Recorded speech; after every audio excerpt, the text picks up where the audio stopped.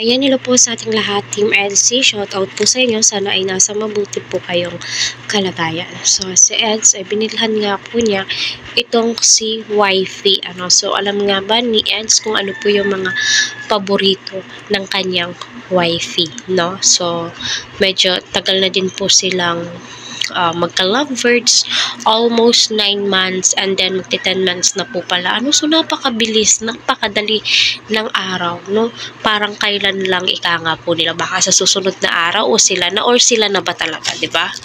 Kaya patuloy po nating suportahan si Kalingap Rab, Kuya Val, Ate Edna, Kalingap Eds. Huwag po natin skip ang kanilang ads para sa ganun nga po ay marami pa pong kababayan po natin ang kanilang matulungan and syempre ang kanilang malingap. So, shout out po sa lahat ng Team Edsy dyan. So, grabe po yung mga bulong po nila Sir Pure Health, Sir Olives TV, Dr. Love, ay may napaka-legit po talaga. So, sila po yung mga paborito kong nang bubulong po talaga. So, naway nasa mabuti din po silang kalagayan. Suportahan po natin ang kanilang YouTube channel.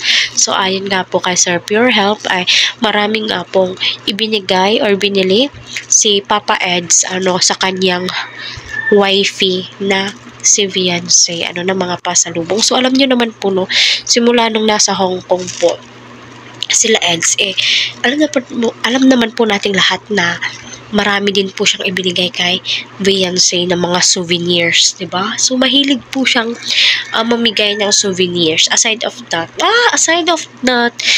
so, kita naman po natin na yung effort po niya sa kanyang wifey ay mula noon hanggang ngayon ay hindi po nagbabago at still mas effort po siya ngayon. So, mapapasana all ka na lamang po talaga kay Kalingap to or kay Papa Eds. So, yun na nga po, no.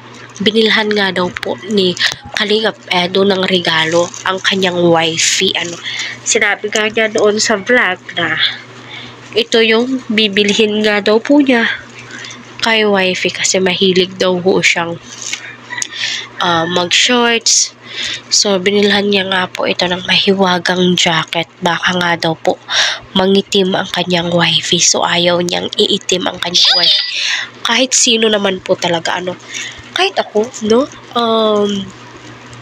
Ayaw kong mangitim, no, ang kanyang wifey. No, so, tilay kutis porcelana po talaga si wifey. Sa totoo lang, yun po yung mga napapansin ko sa kanya, no? Kung napapansin po ninyo, no, ang kinis po ni wifey. So, ayun na nga po, no, aside sa mga ganyan, napansin din po ni Eds na mahilig nga pong mag-jersey ang kanyang wifey, mahilig mag-crop top, at saka mahilig mag-shorts, So, inaalagaan din ho ni Habi ang kutis ng kanyang wifey para sa ganon ay ma-maintain yung ka-flawlessan, diba? So, kahit na ganun po yung mga suot ni wifey, no, never mong nakita sa kanya na umitim po siya. Yung tilay lalo po siyang kumbaga natatangi yung kutis ni wifey, diba?